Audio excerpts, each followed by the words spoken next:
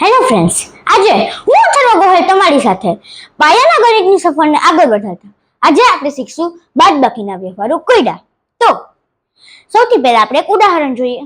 તો મારી પાસે 50 રૂપિયા હતા, તેમાંથી મેં 20 રૂપિયા ખર્ચ્યા પુસ્તક લેવા માટે. તો હવે મારી પાસે કેટલા રૂપિયા વધ્યા હશે?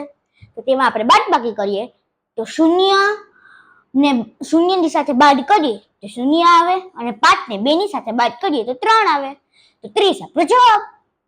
હવે પહેલો પ્રશ્ન, મીના પાસે 960 રૂપિયા હતા, તેને 420 રૂપિયાની ઘડિયાળ ખરીદ્યું. હવે તેની પાસે કેટલા રૂપિયા બાકી હશે? તો તેમાં આપણે કરશું બાદબાકી. તો 960 ઓછા 420. તો આમાં 0 બાદ 0 0, પછી 6 ને 2 ની સાથે બાદ કરીએ તો 4 આવશે. પછી 9 ને 4 ની સાથે બાદ કરીએ તો જવાબ આવશે 5. તો આપણો જવાબ આવશે 540. હવે હું તમને બીજી ટ્રીક શીખાડું. હવે આમાં મેં તમને ટ્રીક કઈ કીધી હતી કે આમાં લાઈન પાડીને કરો, કારણ કે પછી તે સરળ થઈ જાય. તો તેમાં લાઈન પાડીને કરીએ તેમજ 9 છે, આ આપણું પહેલું કોલમ, આ બીજું તેમજ આ ત્રીજું. તો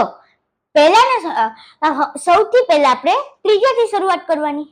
તો 0 ને 0 સાથે બાદ કરીએ તો 0 જ આવે. પછી ત્રીજેથી બીજામાં જવાનું. તો આમાં 1 2 3 4 5 ને 6 સ્ટીક છે, તેમાં આપણે 2 સ્ટીક બાદ કરવાની. તો એક લઈ લીધી, બીજું લઈ લીધું. તો વધ્યા કેટલા? વધ્યા ટોટલ 4. તો 4 આપણો જવાબ. હવે પછી અહીંયા પહેલા તરફ જશું. તો 1 2 3 4 5 6 7 8 ને 9 છે, તેમાં આપણે 4 ને બાદ કરીએ તો 1 2 3 ને 4. તો જવાબ છે 5. 1 2 3 4 ને 5. તો આપણી બીજી રીત. તો તમને જે રીત ફાવે તમે એમાં કરી શકો. બીજો પ્રશ્ન તમારે હોમવર્કમાં કરવાનો છે. તેમાં આ પહેલી રીત પણ હોવી જોઈએ સારી રીતે, પછી બીજી રીત સ્ટીક વાળી રીત પણ હોવી જોઈએ. હવે એક પુસ્તકમાં 850 પાના હતા. રવિએ 325 પાના વાંચ્યા. હવે કેટલા પાના વાંચવાના બાકી રહ્યા? તો આમાં આપણે બાદ કરશું. તો આમાં 850 ઓછા 325. તો આમાં આપણે 5 પાડી દીધા. તો 0 5 ની સાથે બાદ થઈ શકે? તો કે નહીં, 0 5 ની સાથે બાદ ન થઈ શકે. તો તે અહીંયા ની જગ્યાએ 0 અહીંયા આવી જશે 4. તો 1 વહી જશે અહીંયા. તો 10 ઓછા 5 બરાબર 5. કારણ કે 10 સ્ટીક છે, 1 2 3 4 5 6 8 9 10, તેમાંથી 5 સ્ટીક કાઢી નાખી 5. તો વધ્યા કેટલા? 5. તે આપણો જવાબ. હવે 4 ને 2 ની સાથે બાદ કરો. તો 1 2 3 ને 4 છે, તેમાં આપણે 1 ને 2 કાઢી નાખ્યા. તો જવાબ આવશે તો 2.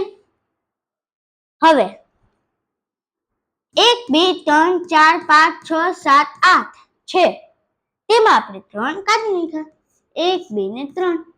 તો વધ્યા કેટલા? 1 2 3 4 ને 5.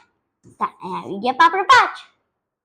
તો હવે ચોથો પ્રશ્ન, એક બસમાં 980 મુસાફરો હતા. તેમાંથી 365 મુસાફરો ઉતરી ગયા. તો હવે બસમાં કુલ કેટલા મુસાફરો હશે? તો તેમાં પણ આપણે એમ જ કરશું, 880 ઓછા 365. પાટ પાડી લ્યો. હવે શૂન્ય પાટની સાથે બાદ થઈ શકે? તો કે નહીં. તો શૂન્યને કાપીને અહીંયા શૂન્ય લખી નાખો. હવે 8 છે એને અહીંયા બાદ કરીને 7 કરી નાખો અને એક અહીંયા આવી જશે. તો હવે અહીંયા આપણે કર્યું છે કે 10 ને 5 ને બાદ કરીએ તો જવાબ આવે 5. તો અહીંયા 5. હવે 7 ને 6 ની હારે કરીએ જવાબ આવશે 1 અને 9 ને 3 ની હારે કરીએ તો તેમાં 1 2 3 4 5 6 7 8 9. તો આ 3 આપણે ઉડાડી દીધા. તો વધ્યા કેટલા? 1 2 3 4 5 6. તો 615 આપણો જવાબ. હવે 5મો દાખલો તમારે હોમવર્કમાં કરવાનો છે અને તેમાં આ સ્ટીક વાળી રીત અને નોર્મલ રીત બંને લખવાની છે. હવે 6થો પ્રશ્ન. શાળામાં બસ 2500 વિદ્યાર્થીઓ હતા.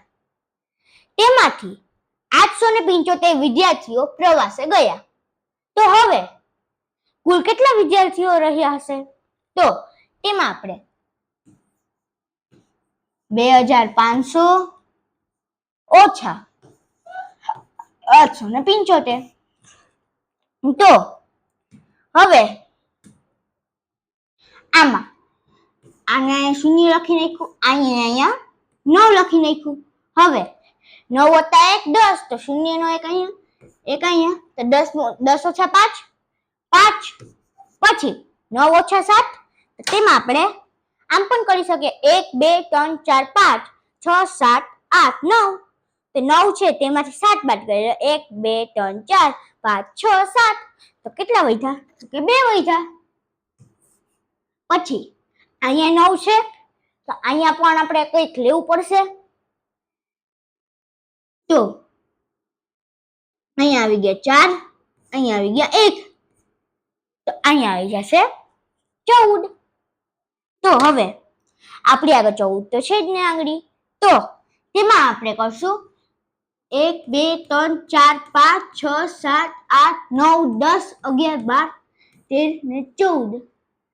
એમાંથી આપણે 8 બાદ કરવાના. તો 8 કાઢી નાખો. 1 2 3 4 5 6 8. વધ્યા કેટલા? 1 2 3 4 5 ને 6. 6 વધ્યા.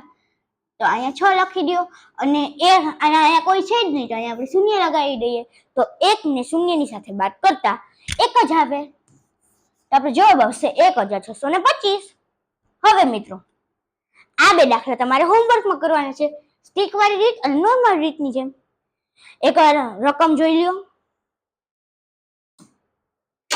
અને મિત્રો હવે તમારે વધુ દાખલા કરવા હોય તો આ મારી પાયો બુક છે. તો આ પાયો બુકને તમે લઈ લ્યો અને તેમાં આપણે તમે વધુ પ્રેક્ટિસ કરી શકશો. તો મિત્રો આપણે હવે અહીંયા સુધી રાખીએ. વિડીયો સારો લાગ્યો હોય તો લાઈક શેર અને સબસ્ક્રાઇબ કરજો અને કોમેન્ટમાં હા લખજો. જય હિન્દ, જય ભારત.